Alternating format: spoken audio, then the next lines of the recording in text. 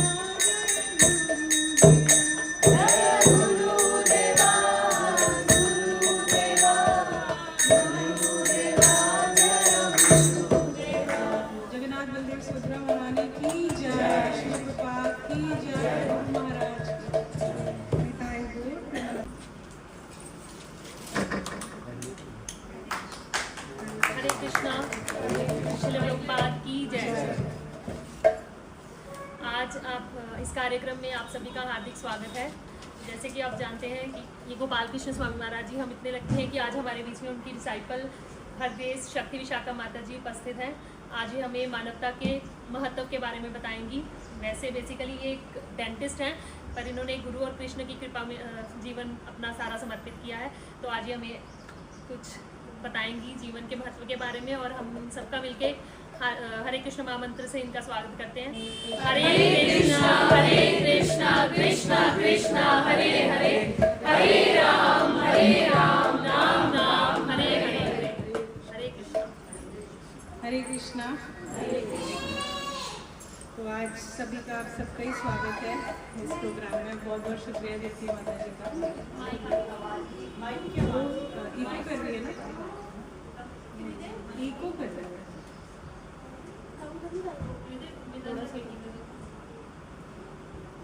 हरी बोल, ठीक है, हरी बोल। नहीं, हरी बोल। तो सबसे पहला प्रश्न मैं आप सबसे करूंगी, हम सब किस चीज की खोज कर रहे हैं संसार में? क्या खोज रहे हैं हम? कोई भी बताना नहीं चाहेगा क्या खोज रहे हैं हम? क्या चाहिए हम सबको? क्या चाहिए आपको? सुख चाहिए। और क्या चाहिए? शांति, है ना? सब यही सोचते हैं, सुख और शांति। और सुख और शांति हम किन जगहों पे ढूंढते हैं? अपने घर वालों के साथ, धन में ढूंढते हैं, परिवार में ढूंढते हैं, बाहर जाते हैं कि हम बाहर घूम कर आते हैं, कहीं से सुख प्राप्त हो जाएगा, शांति प्राप्त हो जाएगी। तो क्या वो सुख हमेशा रहता है? आपको कोई प्रॉब्लम होती है, आप दुखी होते हो, आप सोचते हो मैं बाहर घूम आती हूँ, किसी रिलेटिव के यहाँ हो आती हूँ, फ्रेंड से मिल आती हूँ, तो क्या वो दुख चला जाता है? नहीं चला। दो दिन के लिए थोड़ी सी शांति महसूस होएगी बाहर घूम के, और उसके बाद दोबारा से आप फील करोगे यार दोबारा से वही चीज़ है। वो तो ख़त्म नहीं हो सकता, राइट?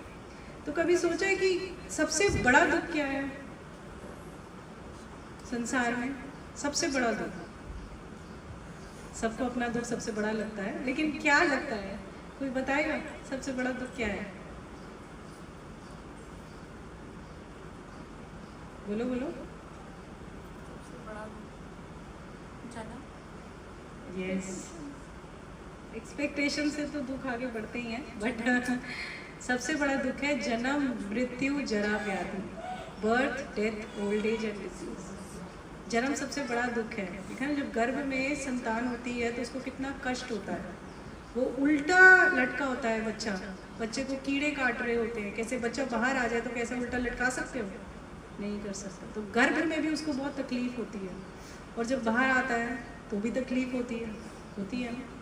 जन्म मृत्यु जो है वो भी सबसे बड़ा दुख है।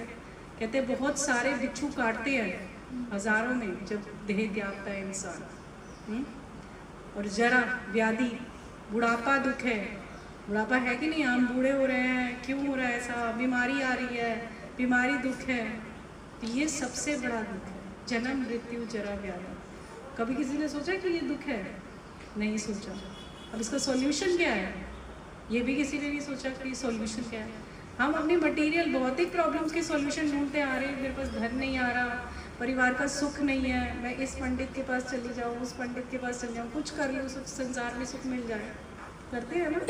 लेकिन कभी किसी ने ये नहीं सोचा कि इसके बियॉन्ड भी कुछ है। इस बॉडी के ये कई लोगों को तो ये भी नहीं पता कि आत्मा भी है, हम आत्मा है, बॉडी अलग है। लेकिन हम क्या सोचते हैं, हम ही खत्म हो जाएंगे तो आत्मा भी खत्म है और बॉडी भी खत्म है। कौन कौन ये सोचता था? सारी शरीर के साथ हम भी खत्म हो जाएंगे। लेकिन भगवान भागवत गीता में क्या बताते हैं? अर्जुन जो सबसे बड़ा योद्धा है वो ही कंफ्यूज हो गया था, विचलित हो गया था। जब वो खड़ा हुआ था, इको कर रहे हैं बड़े से,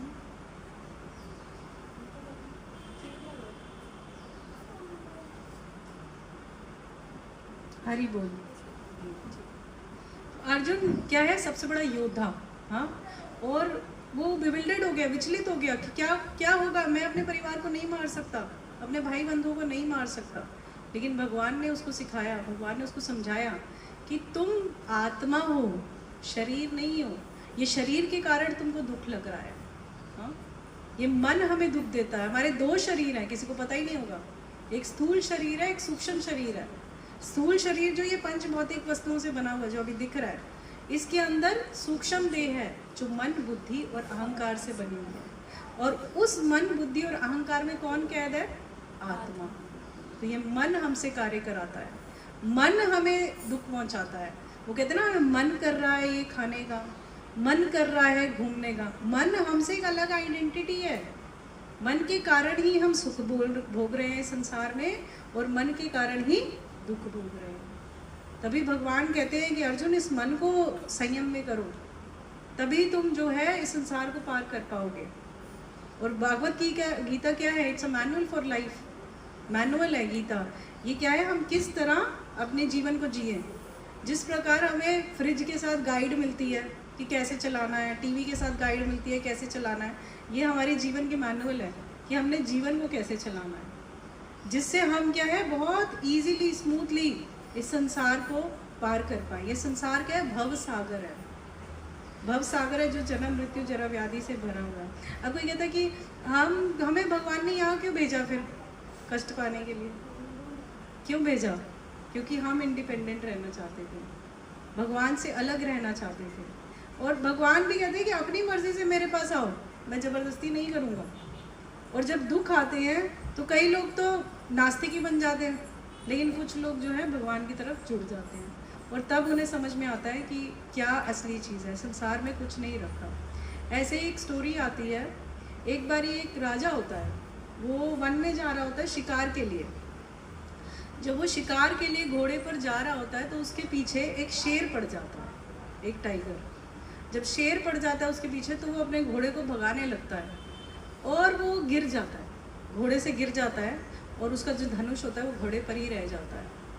अब वो भाग रहा है, अब खड़ा हुआ है, भाग रहा है क्योंकि पीछे उसके शेर भाग रहा है।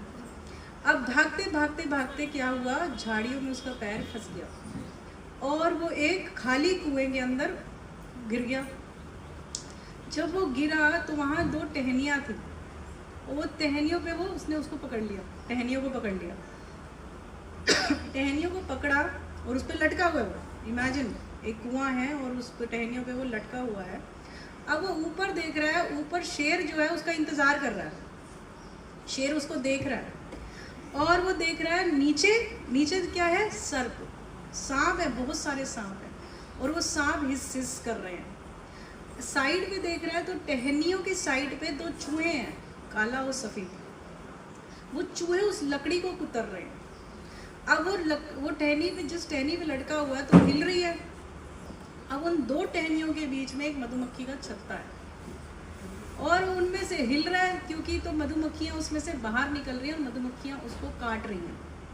अब क्या हुआ, उसमें से हिलने की वजह से मधुमक्खी का रस टपक रहा है। अब वो उसके यहाँ टपका और वो जीभ ऊपर करके उसने उसको चाटा। अब वो क्या, उसको आनंद आ रहा है, वो बार बार जो है मुंह खोल रहा है और टप टप टप टप शहद उसको मिल रहा है। ये सब हो रहा है, ऊपर शेर है, नीचे सर्प है, साइड में चूहे काट रहे हैं वो लकड़ी को और उसको मधुमक्खियाँ काट रही हैं। अब यही संसार, ये जो मनुष्य, जिस राजा की बात की गई है, वो कौन है? वो एक साधारण मनुष्य है। मनुष्य क्या है? जो चप्पल सुख कहते हैं ना, चप्पल सुख। ये बहुत छोटा सुख है जिसके पीछे हम आगे पीछे भागते रहते हैं। थोड़ा सा पानी देना।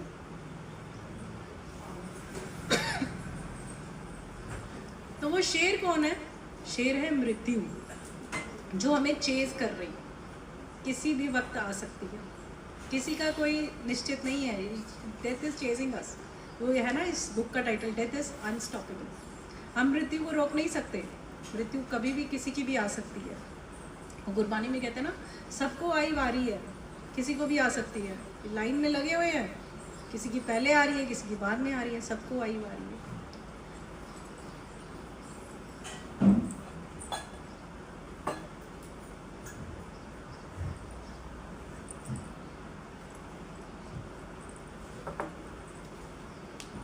तो वो शेर कौन है? शेर मृत्यु है। और वो कौन है? जो चूहे हैं सफ़ेद और काला, वो रात और दिन है जो हमारे समय को काट रहे हैं। और नीचे जो सांप हैं वो बहुत बड़ी बड़ी प्रॉब्लम्स हैं, जिससे हमारी कमर टूट जाती है। जैसे कोई अपना करीबी मर गया, बिजनेस में बहुत लॉस हो गया। और जो मधुमक्खियाँ काट रही हैं उसको, वो क्या है? जो डे टू डे लाइफ में हमें दुख मिलते रहते हैं। लेकिन फिर भी वो किस में खुश हो रहा है? वो जो छोटा छोटा शहद की ड्रॉप्स उसके मुंह में आ रही है। भगवान के घर में मतलब अनलिमिटेड शहद है, लेकिन वो क्या है? एक बूंद के पीछे लटका पड़ा, उसको उसी में आनंद मिल रहा है। वो सोच ही नहीं रहा कि उधर वो खड़ा है, उधर वो खड़ा है। सब कुछ, डेथ भी पीछे भाग रही है, मुझे बीमारियां भी लग रही हैं, मुझे तकलीफ़ें भी हो रही हैं, लेकिन क्या है? चप्पल सुख के पीछे वो लगा हुआ है, थोड़े से शहद के पीछे वो लगा हुआ है कि ये जो परिवार का सुख होता है, खाना पीना हो गया, घूमना फिरना हो गया, ये क्या है? This is just a small happiness. जिस प्रकार रेगिस्तान में अगर किसी को प्यास लगी हो और अगर उसको बूंद पानी दे दिया जाए तो उसकी प्यास बुझ जाएगी? नहीं बुझेगी। इसी प्रकार इस भौतिक जगत के अंदर भी जो हम छोटी छोटी खुशियाँ मिलती हैं, वो उस बूंद के बराबर ही है। तभी हम सेटिस्फाई नहीं होते। क्यों सेटिस्फाई नहीं होते? क्योंकि हम इस जगह के लिए बने ही नहीं, घर ही नहीं है हमारा। This is not our place. हमारा घर तो भगवान का घर है। हम ये अनजान जगहें जहाँ पर हम आए हुए हैं, इसलिए हम संतुष्ट नहीं होते, हमें और चाहिए। और भगवान के पास क्या है? अनंत है। तभी कभी कोई प्रॉब्लम भी आती है, कभी कोई दुख भी आता है, तो जब भगवान की चर्चा सुनते हैं तो हमें क्या मिलती है? सेटिस्फैक्शन। क्योंकि आत्मा का जो असली फूड है वो क्या है? भगवान का नाम। जब उसको भगवान का नाम सुनने को मिलता है, भगवान का नाम जपने को मिलता है, तो वो संतुष्ट होती है। आत्मा अंदर ही अंदर रोती है जब हम इतने ज़्यादा बॉडीली कॉन्शियस हो जाते हैं। और उससे क्या होगा? जिसने पूरा जीवन सिर्फ और सिर्फ इंद्रिय तृप्ति में बिताया है, भगवान को नहीं भजा, तो उसका क्या होगा? क्या होगा? क्या वो भगवान के पास जाएगा? नहीं जाएगा। हाँ, तो ये मनुष्य जो योनि है, ये 84 लाख योनियों के बाद मिली है, 84 लाख स्पीशीज के बाद। गुरबानी में कहते हैं ना, 184 भ्रमते भ्रमते दुर्लभ मानव जन्म पायो रे मूढ़े तू ओछे रस लपटायो। 84 लाख स्पीशीज के बाद ये मनुष्य देह प्राप्त हुई है। और फिर भी हम ये छोटे छोटे रसों के बीच में पड़े हुए, छोटे छोटे सिली थिंग्स। ये समझ कब आता है? ये चीज़ें समझ, दिव्य ज्ञान हृदय में प्रकाशित होता है जब हम गुरु की शरण में आकर नाम जपते हैं, तभी ये प्रकाशित होता है। अदरवाइज ये प्रकाशित नहीं होता। और आप सब भी जो यहाँ पर बैठे हैं, ये बहुत पुण्य कमा रखे हो, तभी भगवान का नाम सुनने को मिलता है, तभी भगवान की कथा सुनने को मिलती है, otherwise it is not possible. बिना पायस कर्मा के हम भगवान के बारे में सुन ही नहीं सकते। ना अटैचमेंट आएगी, आसक्ति आएगी, कुछ नहीं प्राप्त होएगा। तो जिसने पूरा जीवन नाम लिया है, जिसने पूरा जीवन भगवान को समर्पित किया है, वही अंतकाल में भगवान को प्राप्त कर सकता है। क्योंकि भगवान ने क्या बोला है भागवत गीता के 8वें अध्याय में, यमियम वापी स्मरण भावम त्यजन्ते कलेवरम तम तम एवेति कौरतेया सदा तद्भाव भाविता। जो अंतकाल में मेरा स्मरण करता है, जैसा स्मरण वो करेगा उसको वो देह प्राप्त होगी, जैसा स्मरण। अब सोच लो, अभी जैसे ग्रंथ साहिब में आता है ना, ग्रंथ अंतकाल जो लक्ष्मी सिमरे ऐसी चिंता में जो मरे सरप जोनी वलवला उतरे। जो अंतकाल में लक्ष्मी को सिमरता रहता है कि हाय मेरे धन का क्या होगा, मैं इतना धन छोड़ के जा रहा हूँ, क्या होगा, मेरे बच्चे कहीं खराब तो नहीं कर देंगे मेरे धन को, क्या होगा, तो क्या उसको गति प्राप्त होगी, सांप की गति, सांप बन जाएगा। अंतकाल जो सिमरे संतान ऐसी चिंता में जो मरे सुकर योनि वलवला, उसको कौन सी योनि प्राप्त होती है, सुअर की। क्योंकि सुअर के बहुत सारे बच्चे होते हैं ना, भगवान कहते हैं तुम्हें अपने बच्चों से आसक्ति है ना, ठीक है तुम्हें बहुत सारे बच्चे दे देता हूं। और फिर अगली योनि किसकी मिल जाती है, सुकर की, सुअर की योनि। अंतकाले जो स्त्री सिमरे ऐसी चिंता में जो मरे बेसवा जोनी वलवला उतरे। जो स्त्री सिमरता रहता है, जब उसके देह त्यागनी होती है, अपनी पत्नी को या स्त्री को सिमरता रहता है, तो उसको वैश्या की योनि मिलती है। ये हम नहीं कह रहे, ग्रंथ कह रहे हैं, ग्रंथ साहिब में लिखा है। जो मेरे शिक्षा गुरु है उन्होंने ये बुक कंपाइल की है, जिसमें वो खुद सरदारनी है। उन्होंने ग्रंथ साहिब में से, भागवत गीता में से, श्रीमद् भागवतम में से जो जो सिमिलैरिटीज़ हैं वो सिर्फ इस बुक में डाली है। क्योंकि जब पढ़ते हैं ना, वो कहते हैं अपने, प्रभुपाद यही कहते थे, अपने पंडित खुद बनो। आप शास्त्र पढ़ोगे तब आपको समझ में आएगी। ऐसे ही नहीं हम टीवी में कुछ देख ला रहे, टीवी में तो ये दिखाया था राधा कृष्णा में, या कि हमने तो ये सुना है अपने बड़ों से। नहीं, आप शास्त्र पढ़ो, शास्त्र पढ़ोगे तो आपको समझ में आएगा। अंत काले जो घर मंदिर सिमरे ऐसी चिंता में जो मरे प्रेत जोनी वलवला उतरे।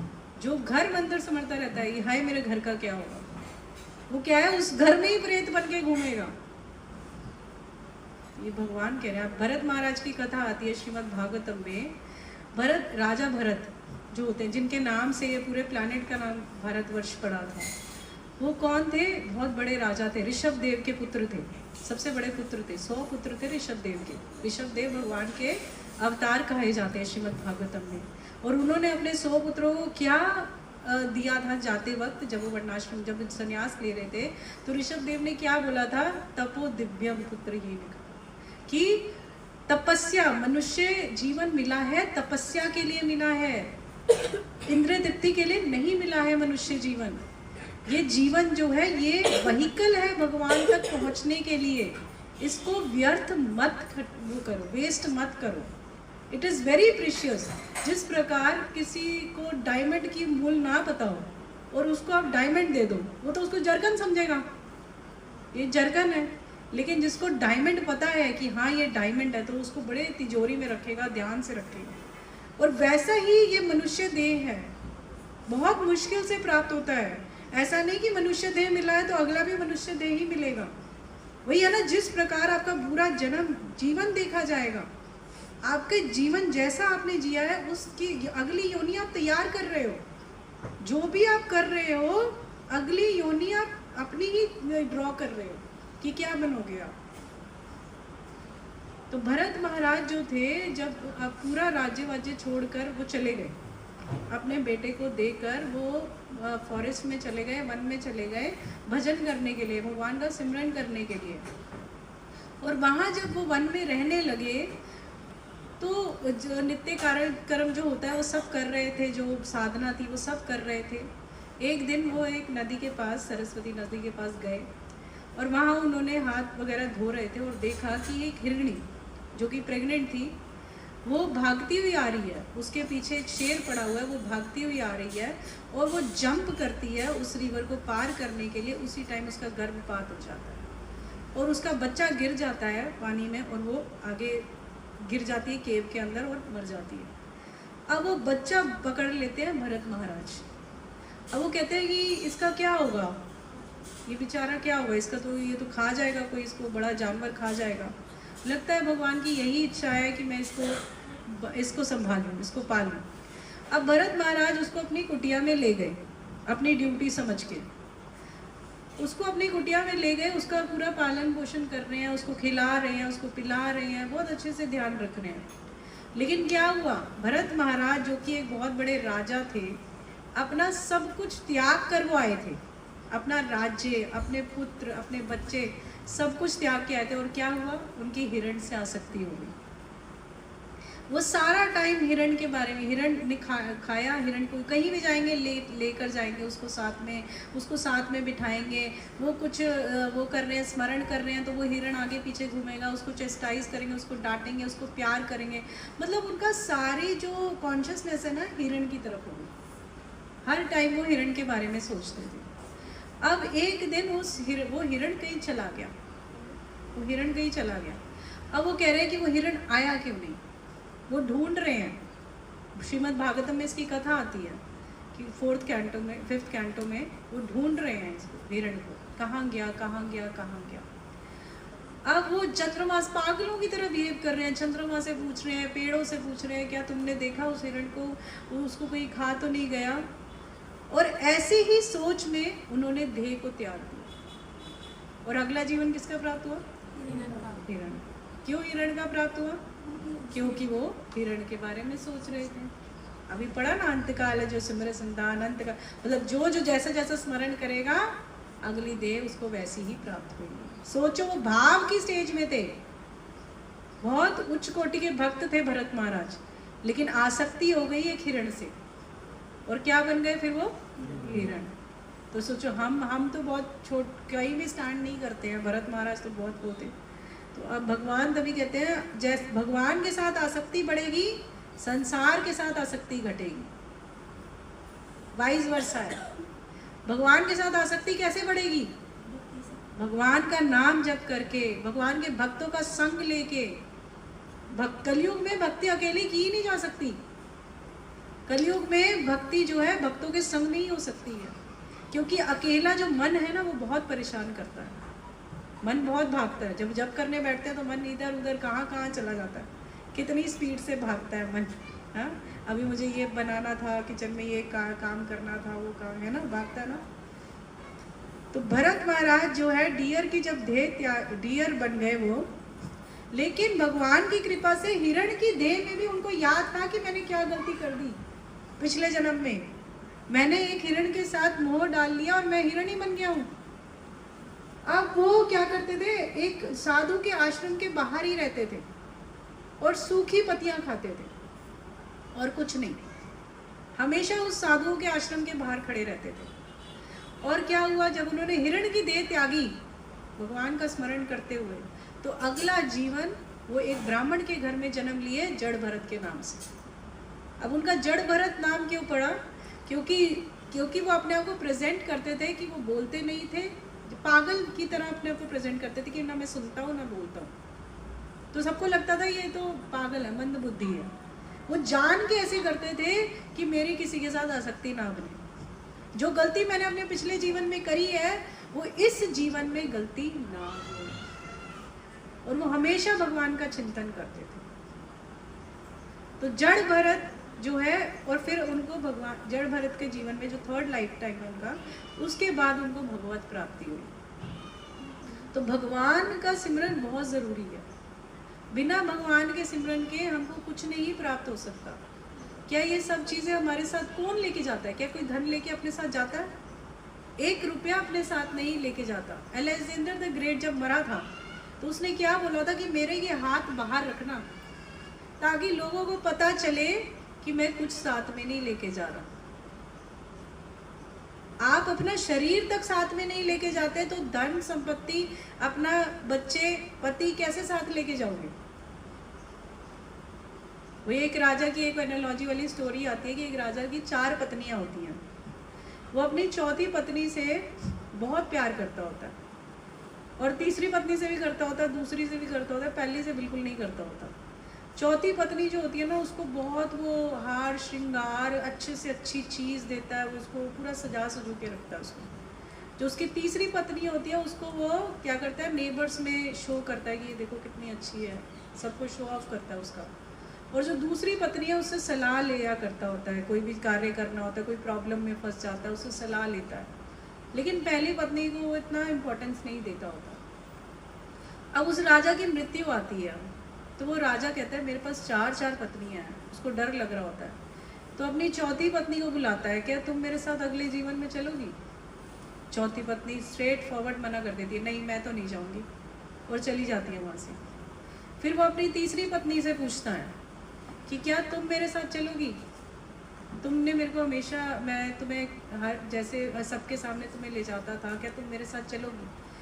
बोली मैं तो नहीं जाऊंगी तुम्हारे साथ, मैं किसी और से शादी कर लूँगी। फिर वो दूसरी पत्नी को बुलाता है, क्या तुम मेरे साथ चलोगी? तो दूसरी पत्नी क्या कहती है कि मैं सिर्फ शमशान तक तुम्हारे साथ जाऊंगी, इसके आगे नहीं जाऊंगी। फिर पहली पत्नी अपने आप कहती है मैं तुम्हारे साथ चलूंगी। फिर वो देखता है वो इतनी वीक होती है, इतनी कमज़ोर होती है, वो कहता है मैंने तुमसे मतलब पूरी उम्र तुम्हारे ऊपर ध्यान नहीं दिया, लेकिन फिर भी तुम मेरा साथ दे रही। अब वो 4 पत्नियां कौन है? जो चौथी पत्नी है वो हमारा शरीर है, जिसे हम पूरा जीवन हार श्रृंगार, सुंदर से सुंदर कपड़े, सब चीज़ A to मतलब टॉप क्लास, हमारा सुंदर दिखना चाहिए शरीर जैसे भी, हाँ। लेकिन अंत में वो हमारे साथ जाता है? नहीं जाता। फिर तीसरी पत्नी कौन है? हमारी धन दौलत, हाँ। धन दौलत मरते ही क्या हो जाती है? चली जाती है किसी और को। बेटे को चली जाएगी, आपकी संतान को चली जाएगी, तो दूसरी शादी कर ली ना उसने। अब दूसरी बीवी कौन है? रिश्तेदार, जो कहाँ तक जाते हैं? शमशान तक, इसके आगे नहीं जाते हैं। और पहली पत्नी कौन है? आत्मा, जिस पर हम ध्यान ही नहीं देते। सोचो किस पर ध्यान देना है, कैसे ध्यान देना है, क्या नाम जपना है? हरे कृष्णा कृष्णा कृष्णा हरे हरे, हरे राम राम राम हरे हरे। तो आत्मा का भोजन ही यही है। आत्मा का भोजन है भगवान का नाम। कलयुग केवल नाम आधारा। देखो सतयुग में हजारों वर्ष तपस्या करनी पड़ती थी भगवान को प्राप्त करने के लिए, और त्रेता युग में बड़े बड़े यज्ञ करने पड़ते थे भगवान को प्राप्त करने के लिए। द्वापर युग में पूजा अर्चना करनी पड़ती थी, बहुत बहुत महंगी महंगी चीज़ें भगवान को देनी पड़ती थी। लेकिन कलयुग में भगवान ने इतना सरल कर दिया कि भगवान नाम के रूप में आ गए हैं, सिर्फ नाम जब से। इसलिए परीक्षित महाराज को भी सुखदेव गोस्वामी क्या कहते हैं? कीर्तनात् सदा हरि। कलयुग में सिर्फ कीर्तन से आप भगवत प्राप्ति कर सकते हो। कलेर दोषे निधेन राजन एको महान रस्ती। कलयुग में दोषों की नदियां बह रही हैं, लेकिन एक ही गुण है कलयुग में, वो क्या है? कीर्तन, हरि का कीर्तन। और ये हर जगह है। टॉप मोस्ट क्या है? भगवान हरि। उन्हीं से ही सब कुछ आ रहा है। He is the fountain head. सारे कारणों के कारण ही भगवान कृष्ण है। तभी बोलते हैं ब्रह्मा जी ब्रह्म संहिता में बोलते हैं ईश्वरा परमा कृष्णा सच्चिदानंद विग्रह अनादिर आदिर गोविंदा सर्व कारण कारणम। सारे कारणों के कारण कौन है? भगवान गोविंद है। तो गोविंद को ही भजना है। और किसकी शरण में रहकर भजना है? गुरु की, प्रमाणिक गुरु की। ऐसे ही नहीं कहीं भी गुरु कर लेंगे, हाँ हमारे फैमिली से आ रहा है गुरु हो रहा है तो हम भी वही गुरु कर ले। प्रमाणिक गुरु होने चाहिए, परंपरा से होने चाहिए। भगवान कृष्ण से परंपरा आ रही है, 4 परंपराएं आ रही हैं प्रमाणिक। उन चारों में से किसी एक को पकड़ना चाहिए। वो सीढ़ी है। वो कहते हैं ना, हम गाड़ी में जाते हैं तो हम GPS ऑन करते हैं डेस्टिनेशन पे पहुंचने के लिए, हाँ। ऐसे ही गुरु परंपरा सिस्टम है, GPS। तो हमें गुरु परंपरा की सीढ़ी ले लेंगे तो पहुंच जाएंगे भगवान के धाम। प्रभुपाद कहते थे जो 16 माला नियम से करता है, 16 माला ध्यानपूर्वक नियम से, और ये जो 4 रेगुलेटिव प्रिंसिपल फॉलो करता है, उसको मैं खुद लेकर जाऊंगा भगवत धाम। तो गुरु में इतनी क्षमता है, चाहे हमारे अंदर कैपेबिलिटी हो ना हो, सिर्फ गुरु की इंस्ट्रक्शंस को फॉलो करने से हम भगवत धाम पहुंच सकते हैं। तो हमें इंस्ट्रक्शंस को फॉलो करना है। वो क्या है? नाम जप करना, भक्तों के संग में रहना सबसे आवश्यक है। प्रमाणिक गुरु से दीक्षा लेना। वो कहते हैं, ग्रंथ साहिब में लिखा है कि बिना गुरु दीक्षा के तो हमें मरना ही नहीं चाहिए, निर्गुरु तो मरना ही नहीं चाहिए।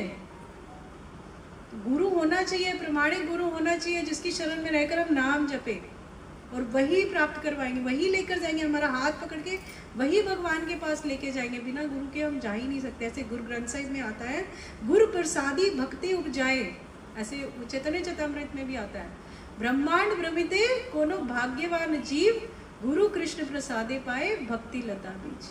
असंख्य ब्रह्मांड है, यूनिवर्सेस, और उसमें हम घूम रहे हैं, कभी किस योनि में, कभी किस योनि में। ब्रह्मांड भ्रमिते कोई भाग्यवान जीव है, फॉर्चुनेट वन, जिसको गुरु प्राप्त होते हैं कृष्ण की कृपा से। कृष्ण की कृपा से गुरु प्राप्त होते हैं और उसके बाद गुरु कृष्ण को प्राप्त करवाते हैं। पहले कृष्ण भेजते हैं गुरु को।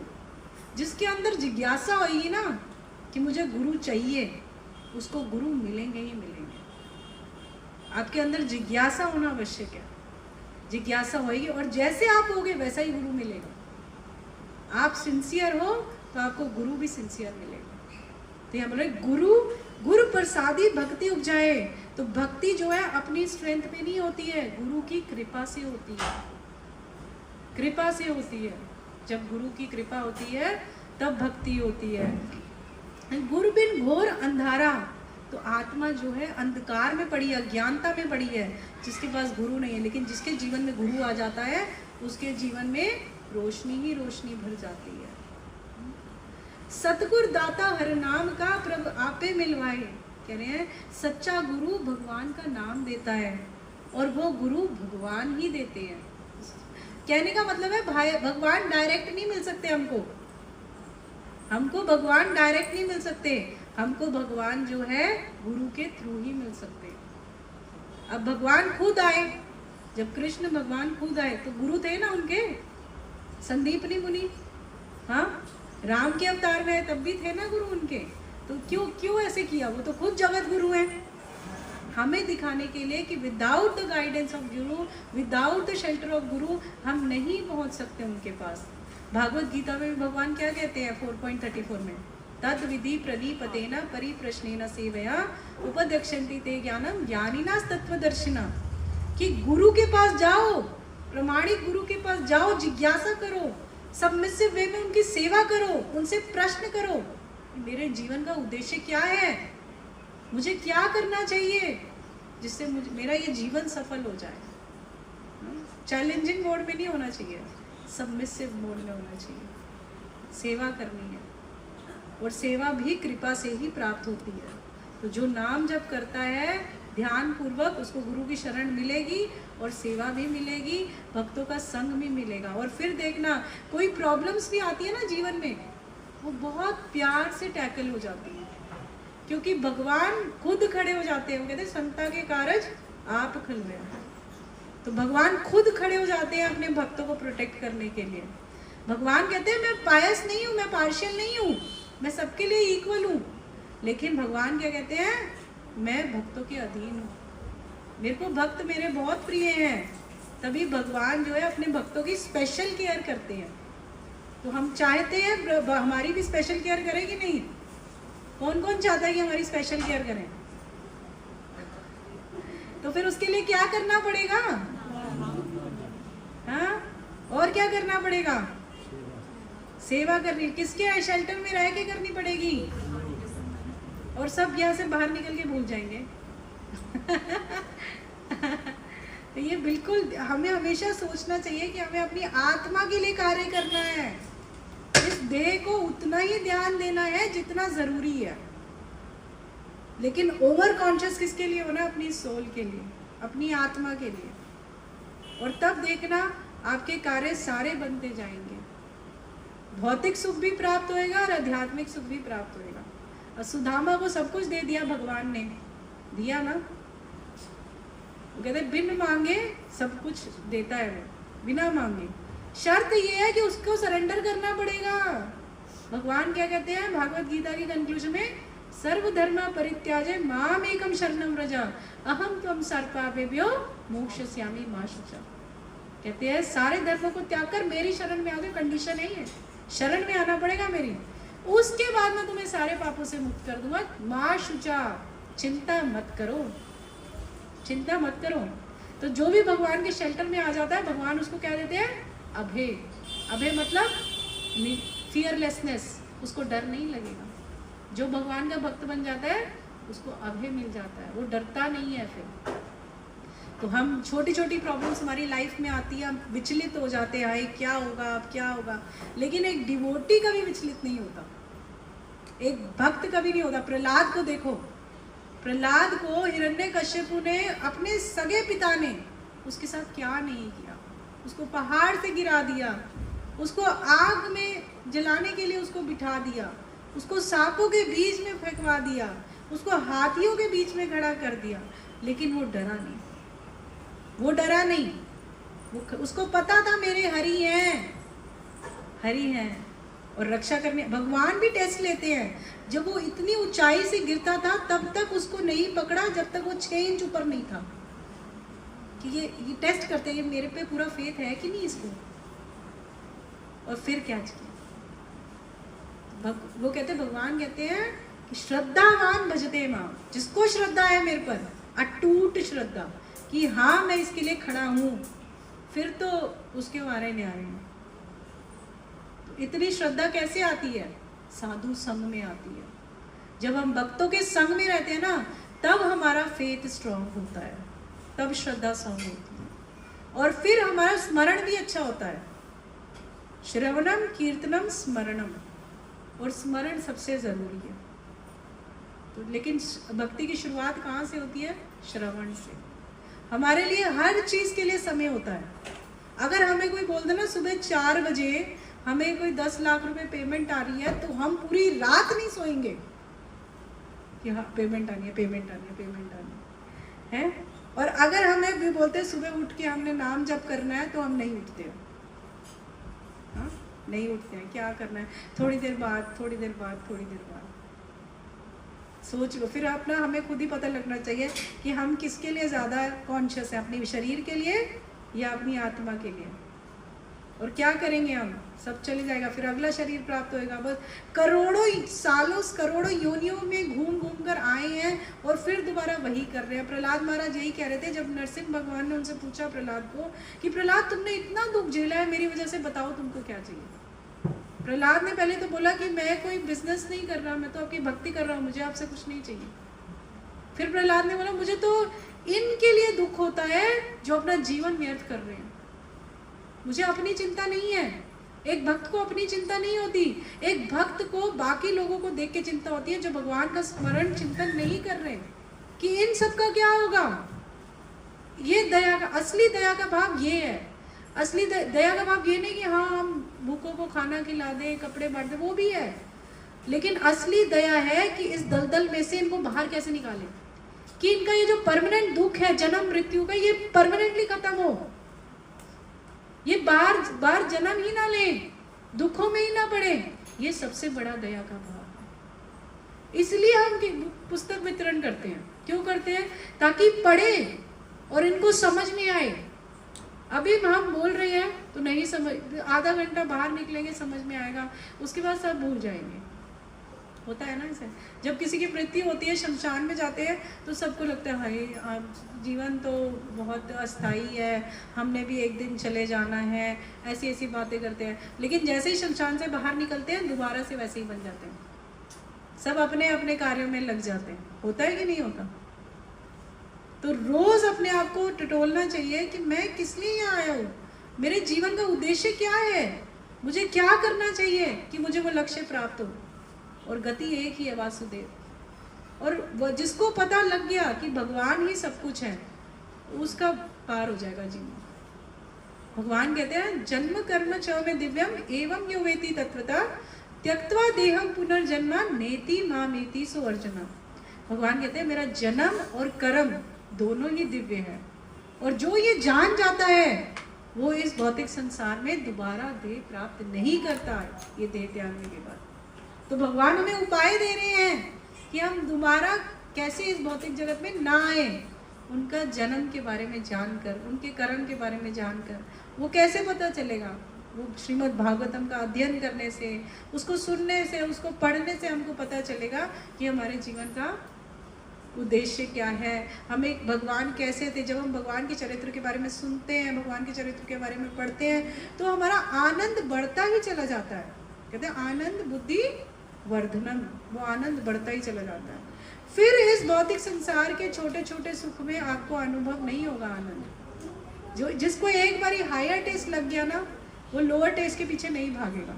जैसे एक बच्चा होता है, उसके पास खिलौना है, अगर हम उसको बड़ा खिलौना दे देंगे तो वो छोटा खिलौना छोड़ देगा, वो बड़ा पकड़ लेगा।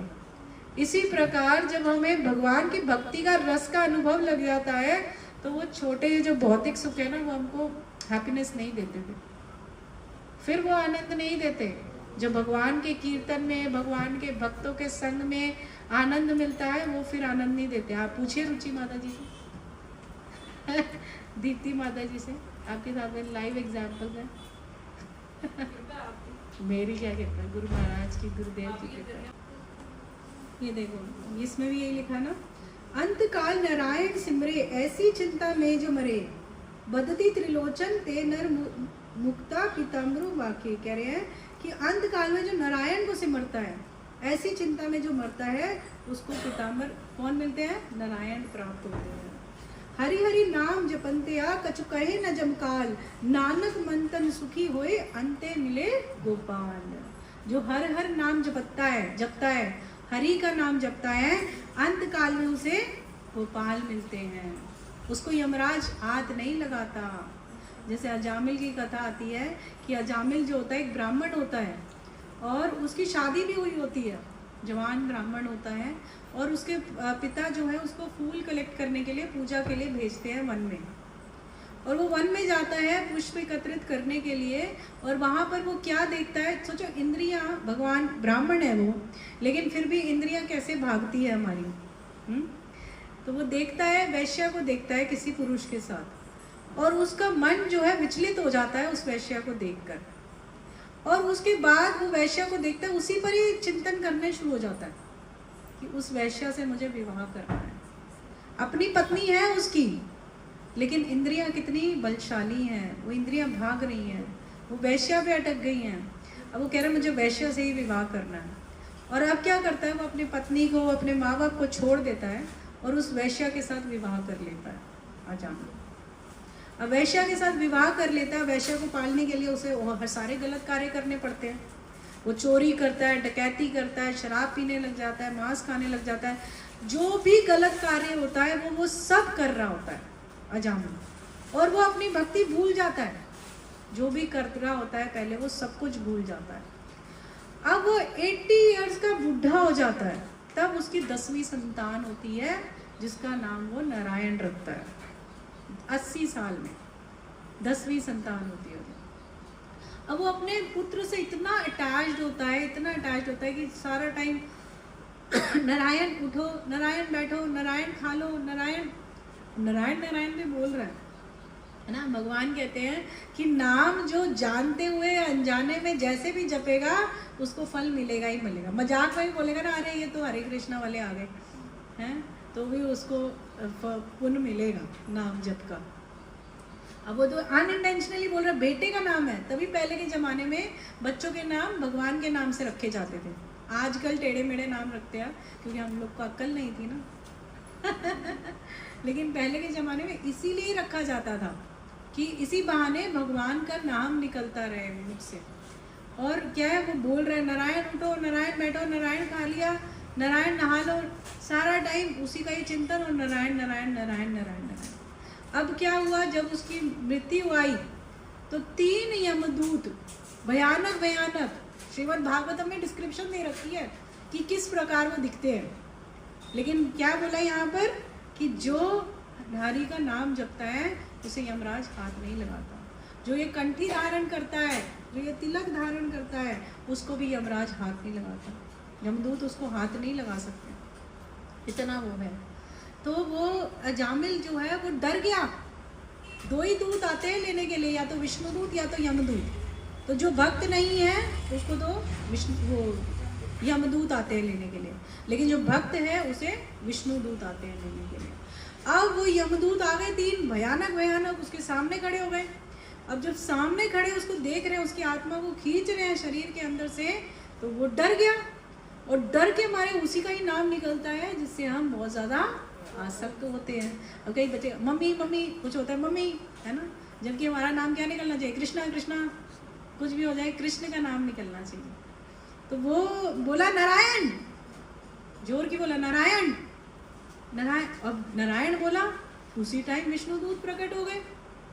अब वो दोनों की आपस में लड़ाई हो गई, विष्णु दूत और यमदूत। यमदूत कहते तुम कैसे ले जा सकते हो इसको, ये तो बहुत बड़ा पापी है, इसने इतने पाप के कार्य किए हैं, इसने शराब पी है, इसने जुआ खेला है, इसने हर कोई ऐसा कार्य नहीं गलत जो इसने ना किया। लेकिन विष्णुदेव कह रहे हैं नहीं, तुमको पता नहीं है, इसने नारायण का नाम लिया। पहली बात तो उनको समझ ही नहीं आता कि ये है कौन, इतने सुंदर दिखने वाले लोग, ये कौन है विष्णुदूत? 4 भुजाएं हैं, बिल्कुल विष्णु की तरह दिखते हैं विष्णुदूत। तो वो उन्होंने कभी देखा ही नहीं था विष्णुदूतों को, यमदूतों ने। वो हैरान हो गए, तुम हो कौन? कह रहे तुम्हें पता नहीं है कि कौन है जो ये सब चला रहा है? कह रहे उनको लगता था सिर्फ यमराज जी हमारे हैं जो सब कुछ कर रहे हैं, हमारा हेड जो है वही सब कुछ है।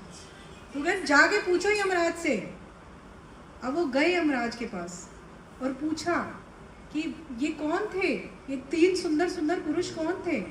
अब ये जो दोनों की जो इंटरेक्शन हो रही थी यमदूतों की और विष्णुदूतों की, तो वो अजामिल सुन रहा था और सुनते सुनते उसको समझ में आया कि मैंने क्या जीवन खराब कर दिया। हाँ, और वो उसको वहीं छोड़ के चले गए।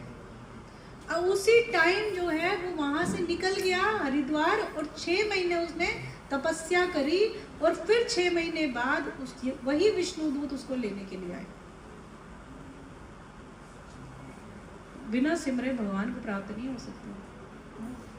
तो अजामिल को ऐसे भगवान प्राप्त हुए थे। और वहाँ फिर यमराज ने बताया यमदूतों को कि जहाँ भी भगवान का नाम का उच्चारण होता है, जो भी भगवान का नाम लेता है, उसको पास भी मत भटकना, सपने में भी मत जाना, सपने में भी नहीं, क्योंकि मेरे ऊपर अथॉरिटी है भगवान, वही अल्टीमेट अथॉरिटी है। इसलिए भक्तों के आसपास भी मत घूमना। एक तो रियल लाइफ स्टोरी है हमारे ग्रुप में, एक रियल लाइफ स्टोरी है। एक लेडी है, वो क्या नाम है, सत्संग में जाती होती थी लेकिन उसको इंटरेस्ट नहीं आता होता था। जैसे कई लोग हैं उनको हाँ ठीक है, उस बैठती नहीं थी वो ज़्यादा देर, कोई बुलाता था बस चली गई, 2 मिनट बैठ गई, सुन लिया, चली। अब उसकी मृत्यु आई और उसको लेके चले गए यमदूत। अब क्या होता है कि वैतरणी नदी, आपने सुना होगा वैतरणी नदी के बारे में, जो पस से पूरा गंद यूरिन वगैरह उससे उसको पार करनी पड़ती है। अब वो यमदूत उसको खींच के लेकर आए और बोला अपने आप पार कर। ये वो बाद में बताती है, उसका दोबारा से रिवाइव होता है वो शरीर में ना, जब वो रिवाइव होती है तो ये बताती है, वो जिंदा है आज भी। तो कह रही है मेरे को बोला कि तू इसको पार कर। अब क्या हुआ, एक सफ़ेद कपड़े में आया कोई और उसने मुझे उठाया और उसने मुझे नदी क्रॉस कराई। मैंने बोला मुझे आगे लेकर चलो, तो वो बोला कि जितना तुमने सुना था, मतलब जो तुम्हारा पुण्य है उसके हिसाब से बस मैं इतना ही कर सकता हूँ तुम। और वो क्या था, जब एक बारी वो सत्संग में गई थी तो उस गुरु के सत्संग में गई थी जहाँ उसने थोड़ा बहुत सुना था, वही आए थे उसको पार कराने के लिए, उतना जितना उसने सुना। अब कैसे हो गया, वो दोबारा शरीर में आ गई और वो कह रही है, वो यमदूतों से जैसे कहते हैं ना, हो जाता है कई बार ऐसा होता है, आपने अपने जीवन में भी कहीं सुना होगा कि कई बार दोबारा से रिवाइव हो जाते हैं, वो रेयर होता है बट होता है। अब वो उसके देख रही है कि उसका पति उसका बेटा सब रो रहे हैं, वो कह रहे हैं आपकी पल्स तो चली गई थी। तो फिर वो पूरा डिस्क्राइब करती है कि मेरे साथ ये हुआ, वो गलती से मेरे को ले गए थे। फिर उसके बाद से उसने ऐसा कोई सत्संग नहीं हुआ जो उसने छोड़ा। उसके बाद से उस पूरी जो है समर्पित हो गई भगवान की सेवा। कोई सत्संग नहीं जहाँ वो नहीं जाती। तो कहने का तात्पर्य ये है, हमें सेकंड चांस नहीं मिल सकता, हर किसी को दूसरा चांस नहीं मिलता। तो अभी जागो और सवेरा हो जाए। हाँ, जितना ध्यान हम भौतिक चीज़ों में देते हैं उससे कहीं ज़्यादा ध्यान हमें आत्मा पर देना पड़ेगा, तब जाके ये मनुष्य जीवन सफल होगा। इसलिए सुबह उठिए, नाम जप करिए। 4 बजे नहीं उठा जाता, 5 बजे उठिए, 5:30 बजे उठिए और ज्वाइन करिए। ऑनलाइन हमारे सेशंस चलते हैं, जूम सेशन होता है, चैंटिंग सेशन होता है, उसमें साथ बैठकर चैंटिंग होती है। चैंटिंग करिए, भगवान का नाम सुनिए। जब भक्तों के संग में रेगुलर जुड़ोगे ना, तभी भक्ति कंटिन्यूअस दृढ़ता के साथ हो पाएगी, तो नहीं हो पाएगी। समझे? तो आज हम यही एंड करते हैं, एक बड़ी महामंत्र गाते हैं। हरे कृष्णा कृष्णा कृष्णा हरे हरे, हरे राम राम राम हरे हरे। हरे कृष्णा कृष्णा कृष्णा हरे हरे, हरे राम राम राम हरे हरे। हरे कृष्णा कृष्णा कृष्णा हरे हरे, हरे राम राम राम हरे हरे। अगर आप जुड़ना चाहते हो ऑनलाइन तो आप अपना नंबर दे सकते हो दीप्ति माता जी को, ग्रुप के अंदर आपको ज्वाइन कर लेंगे और चैंटिंग सेशन में और जो भी सेशंस होते हैं उसमें आप ज्वाइन कर सकते हो ऑनलाइन।